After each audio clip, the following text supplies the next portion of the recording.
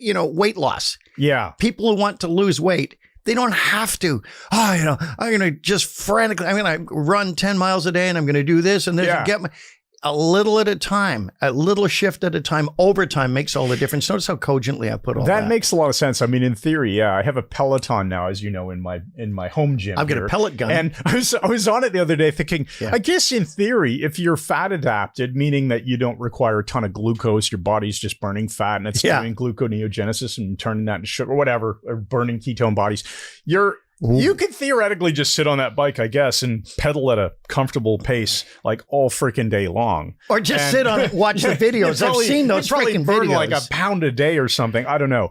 But that's absurd. No one's going to do that. So take it slowly, one workout at a time. Maybe your workout's 5 minutes to start, and then you make it 6 the next week. This is important. And for building muscle or whatever, my friend Ken, was a kung fu master, really tough guy. He bought one of those rowing machines, like a really expensive one. And the first day, I'm going to do like 15 kilometers. He's just rowing on this thing like Jack the frickin' rower. We've all done that. And he destroyed his back and his knees and everything. And he just put it in the garage, and it's like a $3,000 doorstop sitting in the garage. You say garage, I say garage. I know. Well, you're more French than I am. Maybe growing up in Montreal. Yeah, probably everything to do with it.